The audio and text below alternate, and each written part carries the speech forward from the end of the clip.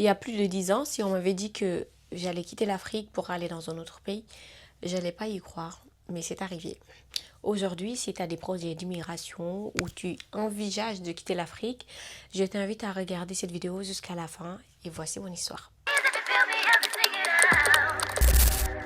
Bonjour tout le monde, j'espère que vous allez bien. Bienvenue dans cette nouvelle vidéo parce que ça fait quand même un moment qu'on ne s'est pas pris sur YouTube. Et désormais, ça fait plus d'une année que je publie sur YouTube, que je vous partage des vlogs de voyage, de ma vie quotidienne, notamment ma vie d'étudiante, mon déménagement et tout. Et je me suis dit, ça fait quand même un moment que je vous partage ma vie, mais on ne se connaît pas tant que ça. On se connaît pas vraiment parce que j'ai pas eu encore le temps de vous faire des vidéos facecam où je me présente et tout ça. Et aujourd'hui, je vais vous présenter mon parcours d'immigration, notamment mon parcours du Sénégal jusqu'à mon arrivée en France. Il fait vraiment très chaud. Donc dans cette vidéo, je vous invite à vous asseoir confortablement. Prenez votre thé glacé, votre café glacé, votre boisson, tout ce que vous voulez, mais asseyez-vous confortablement parce que la vidéo va commencer. Du coup, dans cette vidéo, je vous ai noté les différentes sections que je vais aborder. En premier lieu, je vais aborder mon enfance au Sénégal, enfin quand je vivais au Sénégal. Après, je vais vous parler de mon arrivée en Europe. Parce que c'était pas aussi simple. Après, l'adaptation en Europe aussi. Et une section où je vais vous parler de mes études et de mon travail. Et aussi une section qu'on va parler de finances. Parce que venir en Europe aussi, ça demande beaucoup de finances. Et je vais terminer par mon expérience concernant cette aventure. Du coup, avant tout, il faut savoir que moi, je m'appelle Sorna, c'est mon nom, vous savez déjà. La plupart du temps, on m'appelle Sorna, mais au niveau pro, on m'appelle Fachi. Voilà, je suis née au Sénégal, dans une petite ville qu'on appelle Mbaké. C'est pas loin de Touba. Voilà, je suis une vraie babalbo. J'ai grandi là-bas jusqu'à mes 10 ans. Après, j'ai eu mon entrée en sixième. Et je vivais là-bas avec ma mère. Mon père était déjà en Europe et tout. Après, enfin, c'est même pas le brevet en fait, c'est l'équivalent du. Là-bas, on appelle le CFE.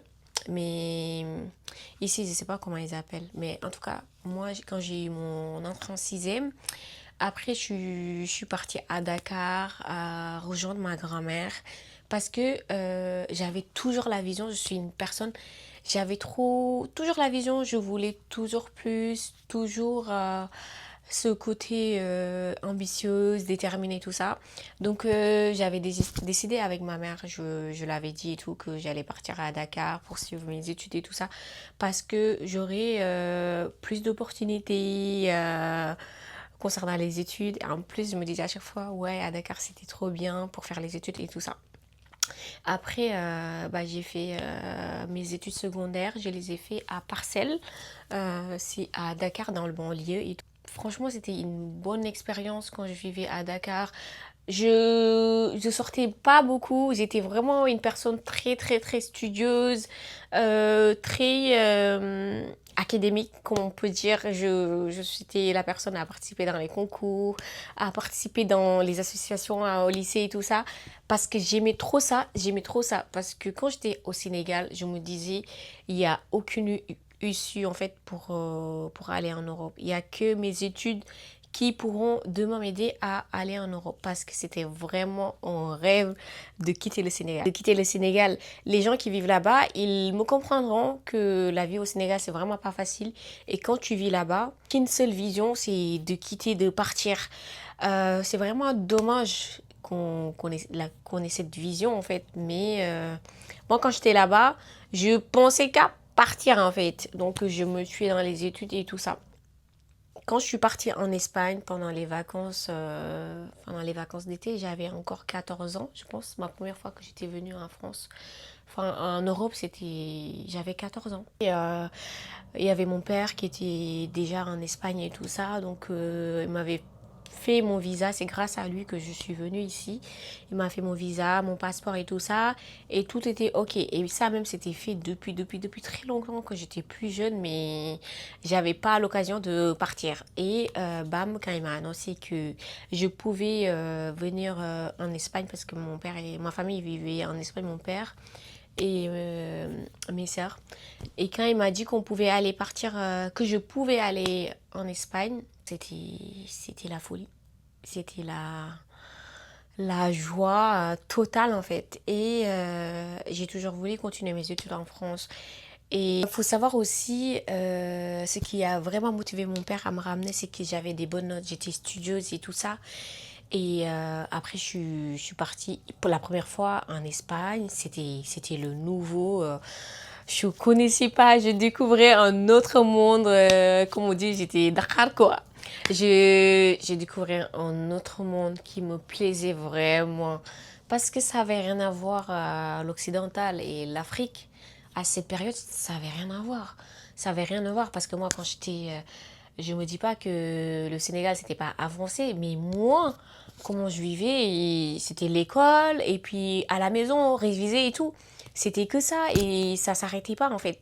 Donc, quand je suis venue en Europe rejoindre mon père en Espagne, non, je me suis dit jamais de la vie, je vais repartir en fait, je vais rester et tout.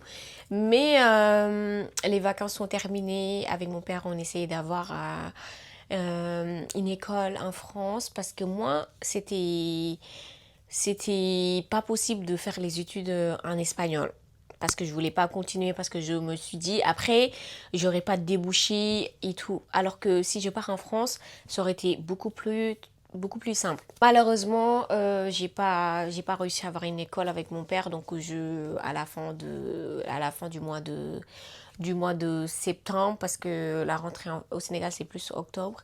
À la fin du mois de septembre, bah, me revoilà au Sénégal. J'étais un peu déçue, mais je savais que je le faisais pour la bonne cause, pour la bonne raison. Donc, quand je suis rentrée à Parcelles, j'étais rentrée avec une autre vision, d'autres perspectives d'avenir. J'étais encore plus déterminée à travailler, à renouveler mes efforts et tout ça. Parce que je sais qu'à l'autre bout du monde, il y a quelque chose qui m'attend. Il y a quelque chose qui m'attend et je me dis, Sorna, tu peux pas en fait baisser ton niveau. Faut que tu redoubles d'efforts et tout ça. Et les années suivantes aussi, je faisais pareil parce que je trouvais pas d'école en fait en France. C'était hyper compliqué. Donc je partais en vacances en Espagne. Après je revenais, tout et tout. Un jour, mon père il m'a contacté pour me dire que j'avais une école au sud de la France, mais c'était un internat où je restais là-bas toute la semaine et après un week-end je rentre. J'ai eu cette nouvelle, j'étais encore au Sénégal, j'étais encore la fille studieuse et tout ça parce que moi je vous dis au Sénégal je connais pas grand-chose. Je connais pas grand-chose à part mon quartier et tout. Donc je me suis dit pourquoi pas, c'était une opportunité, c'était une belle opportunité pour partir vivre en France. Et en ce moment-là, j'avais déjà mon brevet au Sénégal. Donc, j'allais juste suivre des études secondaires, enfin, le lycée, en fait. J'allais juste suivre le lycée en France. Donc, j'avais packé mes valises, j'avais tout fait. J'ai dit bye bye le Sénégal. Et ça, c'était, je pense, c'était en 2019 que j'ai quitté le Sénégal définitivement pour aménager avec mon père en Espagne. Je suis venue en Espagne, vu que ça faisait plusieurs années que je venais et que je retournais au Sénégal. Je connaissais un peu en fait, donc j'appréhendais quand même ma venue en France parce que c'est pas les mêmes, on n'a pas les mêmes notions académiques, on n'a pas les mêmes programmes. Et quand j'étais au Sénégal, les gens disaient ouais la France, les études c'est du pipi de chat, c'était pas difficile et tout parce que le Sénégal là-bas les études c'est encore plus dur. Et ça, j'avoue, mais d'un côté. Parce que moi, quand je suis arrivée dans mon internat en France, c'était au sud de la France, à côté de Pau. Je connaissais pas les gens. J'étais dans un internat où j'étais la seule noire. Vous savez que c'est quelque chose de très difficile quand tu es dans un lycée où tu es la seule noire en fait. Je suis la seule noire. Déjà, dans ce lycée-là, il y avait beaucoup d'Espagnols qui venaient là-bas pour apprendre le français et tout ça. Et moi déjà, je connaissais déjà le français grâce au Sénégal, mais au Sénégal, on parle tout le temps le Wolof, on parle jamais le français en fait. Et c'était très, très compliqué l'adaptation parce que j'avais l'impression qu'on parlait pas le même français. On parlait pas le même français et c'était différent en fait sur le parcours. Je galérais un peu sur le français, je galérais un peu, mais je me suis améliorée. Je me suis dit c'est une langue que j'ai déjà les bases en fait. J'ai déjà les bases, faut juste que je m'améliore. Donc je me suis améliorée, mais sur les autres matières, j'étais vraiment très bon. Que ce soit maths et les autres matières, parce qu'au Sénégal, franchement, c'est là comparé à la France. Au niveau des études, bien évidemment. Voilà, c'est comme ça en fait que j'ai fait ma seconde là-bas, au sud de la France. Et c'était vraiment un parcours très difficile parce que quitter l'Espagne. Parce que vu que c'était au niveau de la frontière, j'ai quitté l'Espagne et je rentrais en France le lundi matin pour retourner en Espagne les vendredis soirs. C'était vraiment infernal et au bout d'un moment, j'en pouvais plus. J'avais dit à mon père que j'allais déménager. C'est comme ça que j'ai déménagé dans une petite ville en France qui s'appelle Laval. Là, en fait, j'ai appris à être plus autonome en fait. Je vivais toujours avec mon père parce que mon père, il a trouvé un nouveau boulot à Laval. Et de là, bah, je me suis dit, pourquoi pas, je repars en fait. Je vis avec lui parce que financièrement, j'étais mineure et je pouvais pas en fait subvenir à mes besoins. Et du coup, je vivais à Laval avec mon père. J'ai fait ma première là-bas.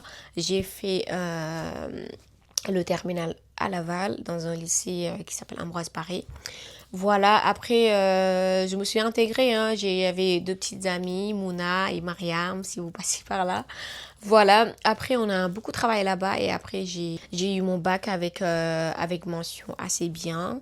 Et j'étais vraiment très contente parce que j'y croyais vraiment pas. Je croyais que les études en France c'était vraiment très difficile. Mais sachez que si vous êtes au Sénégal, vous savez que c'est toujours possible. Et du coup, quand j'ai eu mon bac,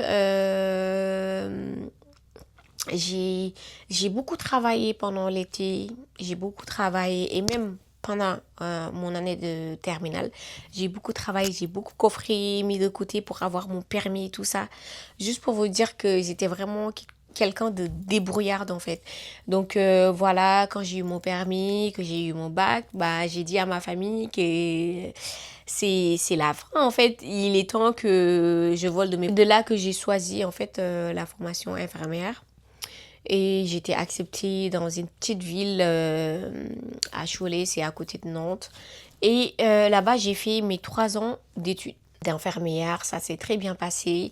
J'étais rongée par la dépression, la solitude et tout ça parce que c'était un petit village. Ça aussi, c'est un autre thème vraiment très important sur la solitude des étudiants pendant leur cursus et tout ça. Surtout pour les étudiants étrangers qui n'ont pas de famille ici et qui n'ont pas de soutien de famille. C'est vraiment très compliqué. Voilà.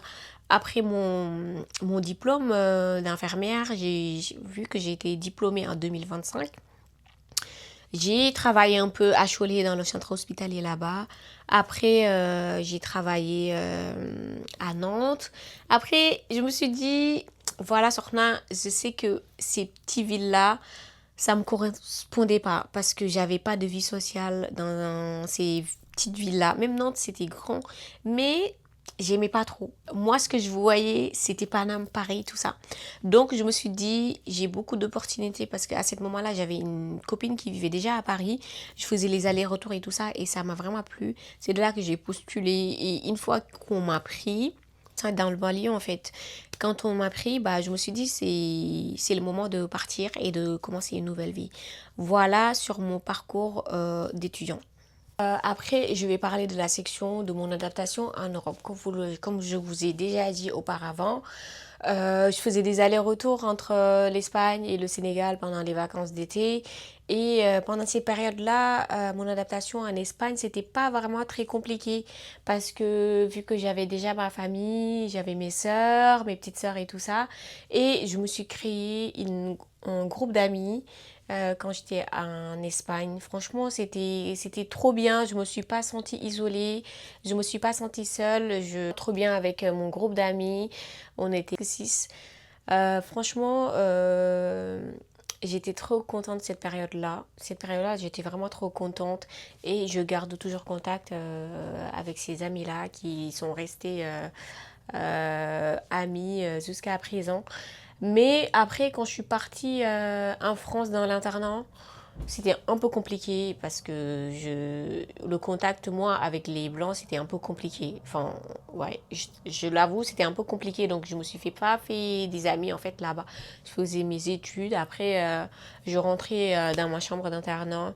Après, quand je suis partie à Laval, là, j'étais dans un lycée et je rentrais chez moi, chez mon père, tous les jours. Des amis, à la deuxième année, enfin, à la fin de ma première. Deux bonnes amies, Mouna si tu passes par là, et Mariam aussi. On était vraiment des potes en fait, avec d'autres personnes bien évidemment, mais c'est des amis vite fait. Mais je restais quand même une personne qui sortait pas beaucoup, qui allait pas en boîte, qui allait pas fêter et tout ça. C'était vraiment des camarades de classe. Et après, quand j'étais en études supérieures aussi, c'était pareil. L'adaptation, c'était un peu compliqué parce que vu que j'étais à l'autre bout de la terre, franchement, c'était compliqué de se faire des amis. Et même si tu avais des amis, vous ne voyez pas souvent, vous n'avez pas les mêmes plannings, les mêmes programmes. C'était un peu compliqué, c'était vraiment une période difficile. Donc, pour tous les étudiants qui passent cette période, je vous envoie beaucoup de courage parce que c'est vraiment très difficile. Et mon adaptation, franchement, s'est améliorée. C'est vraiment amélioré quand j'ai déménagé en Île-de-France. Ça a vraiment rien à voir. Mais moi, ma situation, c'est un peu particulière parce que dans le sens où j'avais déjà ma famille ici, j'avais déjà des oncles, des tantes en Espagne, ici en France aussi. Je pense que ça a beaucoup joué sur mon adaptation parce que je pense que les gens qui ont personne ici en France ou autre part ailleurs, c'est beaucoup plus compliqué. C'est beaucoup plus compliqué et sachez que c'est juste une période parce que ça va vraiment finir en fait. Et voilà. Vous attendez le plus, c'est la partie finance, bien évidemment, parce que pour venir en Europe, franchement, ça demande beaucoup d'argent. Beaucoup d'argent. C'est pour ça que les gens, ils prennent les pirogues, les navires et tout ça pour venir en Europe. Mais jamais de la vie, vous risquez votre vie pour venir. Et franchement, sur le côté finance, heureusement qu'il y avait mon père qui a pu payer mon billet, qui a pu me nourrir pendant toutes mes études. Et grâce à lui que j'ai pu avoir tout ce que j'ai eu aujourd'hui. Mais il faut savoir que moi, je suis une personne, j'aime pas qu'on fasse trop pour moi. Je suis une personne, j'aime pas trop qu'on m'entretienne et tout. Donc, dès le lycée, je me suis dit, j'allais trouver un boulot parce que c'est pas possible de vivre chez son papa et d'être nourri, logé et voilà. Quand j'étais encore en Espagne, je cherchais encore du travail et tout ça, mais c'était beaucoup plus compliqué. Et donc, quand je suis venue en France, c'était pour moi une opportunité de trouver du travail. Et la première année, c'était pas possible. J'ai eu beaucoup de refus de candidature pour les travails d'été et tout ça. Et c'était ok parce que c'est quelque chose qui arrive en fait. Qui arrive en fait. Après, quand j'étais en fin de première et mon année de terminale, j'ai eu la chance de travailler. J'ai travaillé en tant que femme de ménage en fait. Parce que pour moi, tout était bon pour avoir de l'argent. Même si je travaillais en tant que femme de ménage et que j'ai nettoyé des bureaux et tout, ça me dérangeait pas en fait. Ça me dérangeait pas parce que je voulais juste me faire de l'argent et préparer mon avenir. Parce que cette période-là, j'avais pas encore mon permis et je pense que j'allais faire mes études supérieures et j'avais pas de sous en fait. J'avais pas de sous et je n'ai pas demandé tous les petits matins de l'argent à mon père. Donc je me suis vraiment débrouillée pour avoir du travail et quand j'ai eu du travail, bah, j'ai financé mon permis, j'ai acheté ma première voiture. C'était vraiment une fierté. Et voilà, après j'ai cherché du travail. Grâce à ce travail pendant mes études au lycée, ça m'a permis d'avoir le chômage pour assurer ma vie pendant mes études supérieures. Et j'en ai profité du chômage pendant 3 ans. J'étais indépendante, j'ai payé mon loyer, alhamdoulilah, j'ai payé mon loyer, mes besoins. Je ne demandais pas à mon père de faire quoi que ce soit pour moi. La dernière partie de la vidéo, c'est mon expérience concernant cette aventure. Moi, ce que je vous dis, c'est que chacun a son destin. Si demain vous devez venir en Europe, c'est que vous viendrez en Europe. Pour moi, c'était mon destin de venir ici. Et je pense que voilà, si je devais rester au Sénégal, je pense que je serais restée là-bas. Et je pense que je suis toujours une personne, j'ai toujours été une personne ambitieuse. J'allais quand même enfin, travailler avec les moyens du bord, avec, parce qu'il y a des gens qui au Sénégal aussi réussissent très bien leur vie. Voilà, mais cette expérience, ça m'a beaucoup appris. Ça m'a beaucoup appris à être autonome, à être une femme indépendante, à être une femme battante. C'est vraiment des qualités que j'ai tirées de cette expérience. Et je continue vraiment à apprendre de cette expérience parce que ça m'a permis d'avoir une ouverture d'esprit. Parce que c'est vrai que quand j'étais au Sénégal, j'étais vraiment... le monde était comme ça et moi, mon esprit était comme ça. Voilà, je connaissais pas grand chose. Mais maintenant, c'est différent. J'ai appris plein de choses, j'ai connu beaucoup de personnes. Donc, je peux dire que c'est vraiment une expérience positive. Mais faut pas oublier que l'immigration, c'est quelque chose, c'est toujours un sujet vraiment très délicat. Parce que si on regarde tout ce qui se passe dans le monde avec les pays africains, les étudiants étrangers, tout ça, c'est vraiment très compliqué en termes d'intégration, en termes de finances, en termes de papier. Et chacun a son expérience. Et malheureusement, c'est pas pareil. Il y en a, c'est un peu chaotique. Et il y en a, ça se passe plutôt moyen. Et il y en a, ça se passe plutôt bien. Mais dans tous les cas, sachez que c'est une bonne expérience. Et c'est pas encore trop tard si vous venez en Europe et vous voyez que ça va pas et que vous sentez pas à l'aise et que vous vous voyez pas en Europe. Franchement, il n'est pas encore trop tard de partir. Il n'est pas encore trop tard de refaire sa vie en Afrique. Parce que je vous dis, l'Afrique, c'est l'avenir. Moi, depuis que je suis arrivée, je ne suis pas encore partie. Mais c'est pour des bonnes raisons. Je compte vraiment retourner en Afrique. Mais pour vraiment de bon. Mais c'est pas pour l'instant. Mais je sais que l'avenir, c'est en Afrique. C'est pas ici en Europe. Si vous êtes en Afrique, sachez que on peut toujours réussir en Afrique. Et moi, je suis vraiment dans cette perspective de retour en Afrique, de préparer mon retour et tout. Voilà. C'est la fin de cette vidéo. J'espère que vous allez aimer. J'espère que ça vous a appris un peu plus sur moi. Parce que c'est pas vraiment facile de partager son histoire, son quotidien et son parcours. Mais moi, ça m'a vraiment fait plaisir de vous partager cette expérience, ce parcours. Parce que c'est un parcours qui est quand même beaucoup trop similaire à d'autres parcours chez les jeunes africains. Donc je me suis dit que j'allais faire cette vidéo parce que c'est vraiment important de partager son parcours parce qu'il y a d'autres personnes aussi qui ont eu le même parcours. Donc si toi tu as aussi un parcours aussi similaire, n'hésite pas à me mettre ton commentaire en bas de la vidéo, ça me ferait vraiment trop plaisir. Et sur ce, je vous dis de gros bisous et à la prochaine.